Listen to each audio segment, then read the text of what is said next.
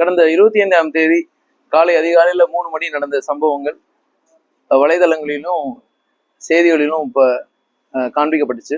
அது சம்பவம் சம்பந்தமா இப்போ வழக்கு பதிவு பண்ணியிருக்கோம். காணத்தூர் காவல் நிலையத்தில் வழக்கு பதிவு பண்ணி புலன் விசாரணை மேற்கொண்டதுல அந்த சம்பவத்தில் ஈடுபட்டது ஒரு 7 பேர் அப்படின்னு தெரிய வந்தது. அந்த 7 பேர்ல இப்போ 4 பேர் கைது செய்யப்பட்டிருக்காங்க. இன்னொரு 3 பேர் கைது செய்யப்பட வேண்டியது இருக்கு.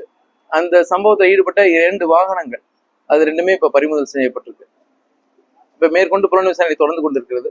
இன்னும் ஒரு 3 பேர் எடுக்க வேண்டியது இருக்கு. விரைந்து அந்த 3 குற்றவாளிகளும் எடுக்கப்படுவாங்க.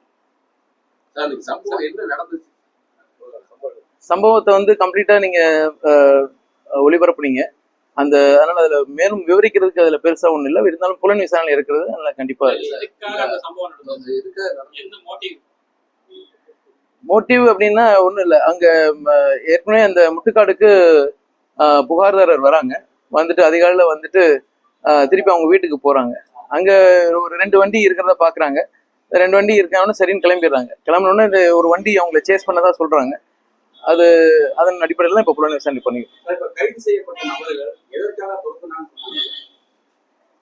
அது புலன் விசாரணையில் இருக்கிறதுனால அது மேற்கொண்ட தகவல் பெருசா சொல்ல முடியாது. பட் இதுல நீங்க சேஸ் பண்ணாங்கன்ற விஷயத்த நீங்க தெளிவா காமிச்சிருக்கீங்க. நாங்க இது புலன் விசாரணை எனக்கும் பார்த்து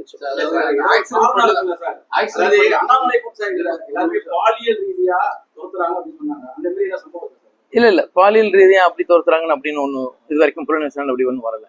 இப்போதைக்கு கைது நடவடிக்கை எடுக்கப்பட்ட 4 குற்றவாளிகள் எடுத்திருக்கோம். அவங்க அது மாதிரி ஒன்றும் கருத்துக்கள் இல்லை. எங்க புலன் விசாரணை அப்படி இருக்க மாதிரி இல்லை.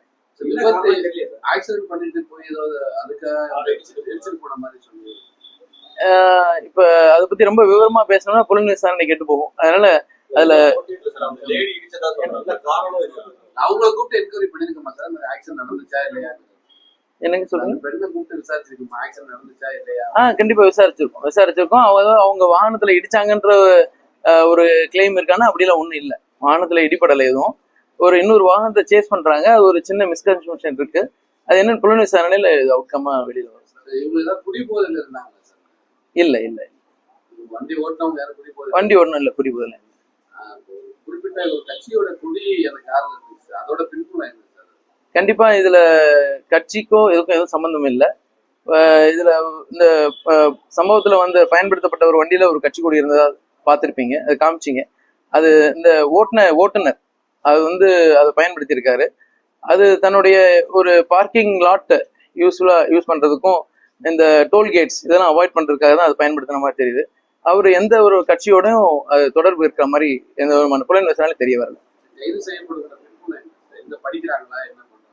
இப்போ நம்ம இந்த 7 குற்றவாளிகள் சொல்லியிருக்கோம். 7 பேர்ல 6 பேர் ஒரு 5 பேர் ஒரு குறிப்பிட்ட ஒரு கல்லூரியில இங்க படிக்கிறாங்க. ஒரு நபர் வந்து வெளிமாநில கல்லூரியில படித்துக் கொண்டிருக்கிறார்.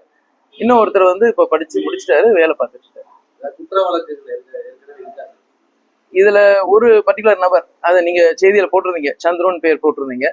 அந்த நபருக்கு ஒரு ஏற்கனவே சிட்டி லிமிட்ல ஒரு 2 குற்ற வழக்குகள் இருக்கு. அது சம்பந்தமா அது புலன் விசாரணை மேற்கொண்டு இல்ல அது மாதிரி எல்லாம் எதுவும் ராபரி மோட்டிவ் அது மாதிரி எல்லாம் ஒண்ணு. இது வந்து அன்னைக்கு நைட்டு வராங்க. இந்த முட்டுக்காடு பிரிட்ஜ்ல வந்துட்டு யூ டர்ன் போட்டு போறாங்க. அது மேற்கொண்டு இதுல நடந்த சம்பவம் தான்.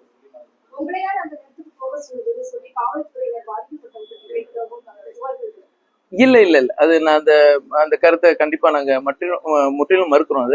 அது மாதிரி எதுவும் இல்லை. புகார்தாரர் வந்து 24 நைட்டு விடிஞ்சா 25ங்க அன்னைக்கு நடந்த சம்பவம். புகார்தாரர் அடுத்து வராங்க 26ஆம் தேதி காலையில வராங்க. வந்த உடனே அவங்களுக்கு நம்ம CSR போட்டு கொடுத்துடுறோம். ஒரு தனிப்படைகள் அமைக்கிறோம். 4 தனிப்படைகள் அன்னைக்கு அமைக்கப்பட்டு அது அவங்க கொடுத்த புகார் உண்மைதானு விவரமா பார்த்துருக்கோம். CCTV ஆராய்ஞ்சிருக்கோம். அப்புறம் டோல்கேட்ஸ் செக் பண்ணியிருக்கோம். அதன் அடிப்படையில திருப்பி நம்ம வழக்கு பதிவு பண்ணிருக்கோம்.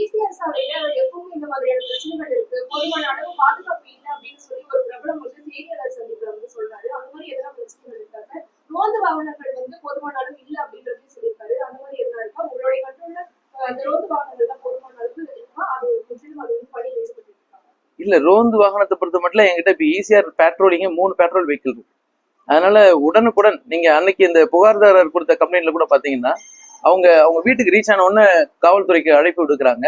கரெக்டா 10 நிமிஷத்துல காவல்துறை அங்க ரீச் ஆறாங்க. அந்த புகார்தாரே சொல்றாங்க, எங்களுக்கு மன மகிழ்ச்சியோட சொல்றாங்க, இந்த மாதிரி காவல்துறை உடனே எங்களுக்கு வந்து உதவி பண்ணாங்க அப்படின்னு சொல்லிட்டு. அதனால இந்த ஈசிஆர் ரோட்ல என்ன சம்பவங்கள் நடந்தாலும் சரி, அது உடனுக்குடன் இது வரைக்கும் நடவடிக்கை எடுக்கப்பட்டு வந்துட்டு இருக்கு. அதனால அது மாதிரியான தவறான புகார்கள் இது வரைக்கும் காவல்துறை மேல எதுவும் இல்லை.